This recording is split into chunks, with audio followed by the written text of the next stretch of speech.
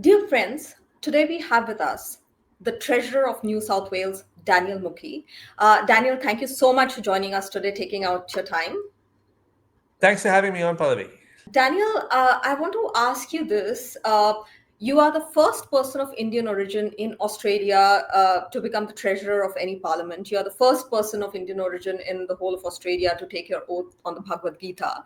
Uh, how have the events of the last 2 weeks played on you? What is your response to what has happened? With the rallies and the singling out of the Indian Australian community. So we would start with that. Yeah, well, firstly, as a member of the Australian Indian community myself, it is so worrying and sad to see our community singled out by far right activists and neo Nazis as the reason why Australia's migration policy has to change.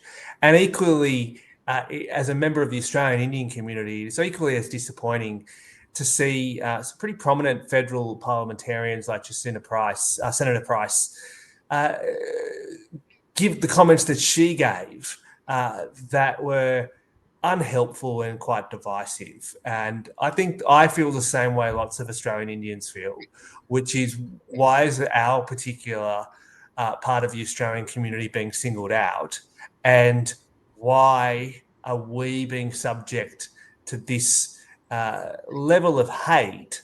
But equally, why shouldn't we deserve the same protection and the same solidarity of all our political leaders? That's how I feel as a member of the Australian Indian community. But Pallavi, as you rightly point out, I'm not just a member of the Australian Indian community. I also happen to be one of Australia's most senior politicians of an Indian heritage. And so I feel as though I also have special obligations as a political leader to speak up, to call out bad behaviour when I see it from other parliamentarians of any political stripe, and to send a real clear message here that our community belongs here, our community contributes here, and just like every Australian, we have every right to participate in our democracy and add to our commonwealth, and not be singled out as and used as fodder in by either the far right or within the shenanigans of internal Liberal Party disputes either. And Daniel, you had a motion today in the New South Wales Parliament, acknowledging the contribution of the Indian Australian community, which has more or less bipartisan support. Can you tell us why these things are important, and what could you say to the larger community? Because as you may be aware, that there is a sense of unease in the Indian Australian community because of what has happened. Yeah, so after these marches took place, that very day, I remember speaking to the Premier, and the day after, and just saying that those marches were uh, had neo Nazis there, and that those people were spreading a lot of misinformation, a lot of hate in the lead up to it, that was creating great distress amongst the Australian Indian community. And we made a decision as a government then that, given that New South Wales is home to most of the nation's Australian Indians, and and I think we have a special obligation to make sure that as a government, people feel safe and people feel respected and welcome. And I think it was really important that we last week said that before Parliament had risen. Obviously, last week, the Senator's comments just took this up to another level altogether.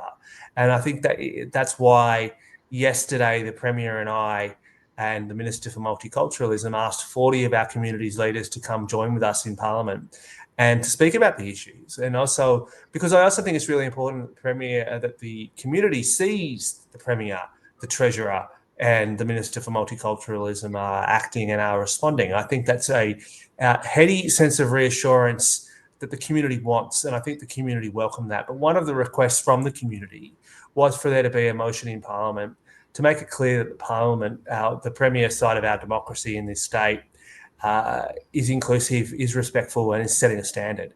Equally, I think it's pretty important, given that we've seen parliamentarians use this issue to divide, that people could see the parliament unite. And I think it's really good that in New South Wales we did that as well. And I think that it's important that the federal parliament consider doing the same thing. And I think it's important, especially because it's been a federal parliamentarian from the Liberal Party that has made some comments that need to be called out. That's what I think my responsibility was as a political leader. But I can simply say, why is it important? It's important because we know that the behaviour that we accept in our parliament makes its way to the playgrounds. We know that the standards that we set as political leaders set a lot of what the standards are in civil debate and civil society.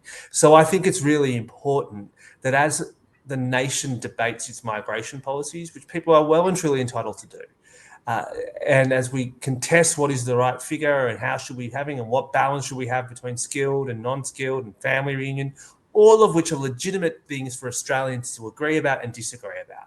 But I think we have the maturity of our democracy is that we've been able to have those conversations without singling out any one group as being the object of them. And I think that that's the important message that we need to send, which is we can debate our migration policy without having to engage in the politics of race and without using that debate as an opportunity to dog whistle, to send messages that normalise hate. And I think it's really important that our democracy can do that. And I think as parliamentarians, it's so important that the parliament leads by example here. Yeah, and just to conclude, Daniel, here that Australia is undoubtedly one of the most successful multicultural societies in the world. It's one of the best countries in the world. That's what I believe. And yet we found this happening. And a point that I've made several times is that the Indian diaspora is actually not the largest. Currently, even today, the British diaspora is the largest, and Indian diaspora is the second largest. So why this kind of hate against the Indian diaspora? And just very briefly, what would you want to say to the people in the community, maybe youngsters who are feeling a little anxious? How should they address that? Yeah, I think this country is terrific for anyone who comes from anywhere who's prepared to make a contribution. And my own life story shows that. My parents came from India in 1973. I was born here. I have so many family and friends in India. I speak, obviously, the language. And I'm the Treasurer of New South Wales. And I think it's clear that we have, in the spans of the last 50 to 60 years, built a country that we can all be proud of, regardless of where you came from, how you got here. And I think it's so important that our kids and our grandkids see that. And that happens to be people who happen to be Australian Indian, people who happen to be non-Australian Indian. And I think it's really important, therefore, that people, and particularly those children who are seeing this debate take place, that we remind everybody about the strong contribution that migration has made to Australia. And that could be for people who have come here from the subcontinent, that could be people who have come here from Asia, from people who have come here from anywhere in the world. And I think right now, when we're watching in other advanced democracies, those societies cleave into quite a bit of political disarray in response to this, I think we should take pride in the fact that we've built one of the most successful multicultural nations in the world. But we've also built one of the most inclusive democracies in the world that is capable of answering hard questions respectfully, civically, in which we all focus on what we have in common, not what sets us apart. Daniel, thank you so much. I know you have a very busy day. Thank you so much for taking our time and speaking with us today. Thank you so much. Thank you. It's a real pleasure.